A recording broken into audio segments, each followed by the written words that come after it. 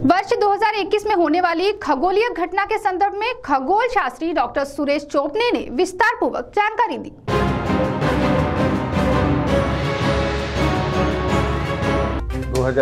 अब अंतिम चरण में है और वहीं 2021 में अनेक खगोलीय घटना होने वाली है, जिसके संदर्भ में मशहूर खगोल शास्त्री तथा स्काईवॉच ग्रुप के डॉक्टर सुरेश चोपने ने विस्तार पूर्वक जानकारी दी।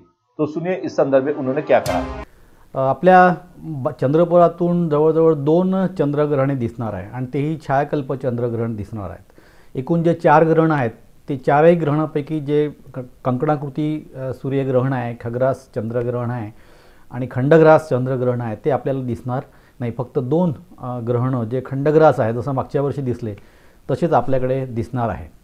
आपल्याकडे 11 एकूण उल्कावर्षाव दिसणार आहे। म्हणजे जवळजवळ बहुतेक महिन्यात पावसाळ्याचे महिने जर आपण सोडले तर इतर महिन्यामध्ये आपल्याला दर महिन्यामध्ये 1 किंवा 2 उल्कावर्षाव अतिशय सुंदर पाहायला मिळणार आहे।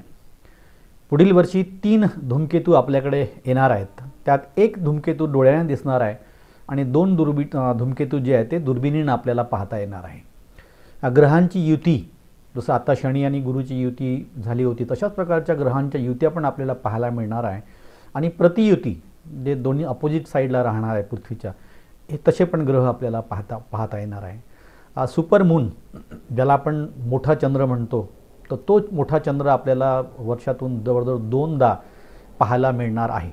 त्याच प्रकारे ब्लॅक मून नावाची एक कन्सेप्ट आहे, म्हणजे फरवरीमध्ये एकही पौर्णिमा येत नाही, त्याला आपण ब्लॅक मून म्हणतो।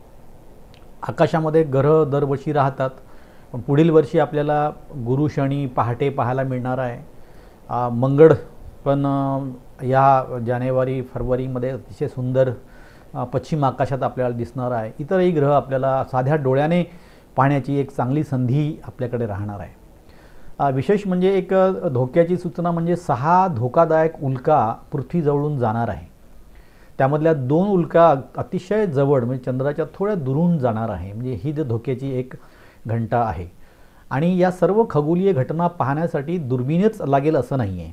आपल्याकडे साधी द्विनेत्री किंवा बायनॅक्युलर असेल तरी आपण फार चांगल्या प्रकारे आकाश पाहता येतं, किंवा आपण गावाच्या बाहेर किंवा आपल्या छतावर घराच्या जरी गेलो आपण तर आपल्याला आकाशातील या ज्या घटणाऱ्या घटना आहेत म्हणजे ग्रहणं असो, उल्कावर्षाव असो, धूमकेतू असो, ग्रहांची युती असो, ह्या सर्व आपल्याला पाहता येणार आहे। आणि या वैज्ञानिक घटना आहे याचा आपण खूप चांगल्या पद्धतीने अभ्यास पण केला पाहिजे। विशेषतः ज्या विद्यार्थ्यांना खगोलशास्त्रात आवड आहे, ज्या लोकांना खगोलशास्त्रात आवड आहे त्यांनी या घडणाऱ्या घटना ज्या आहेत त्या नक्कीच लक्षात ठेवाव्या, तारखासहित लक्षात ठेवाव्या आणि त्या पाहाव्या।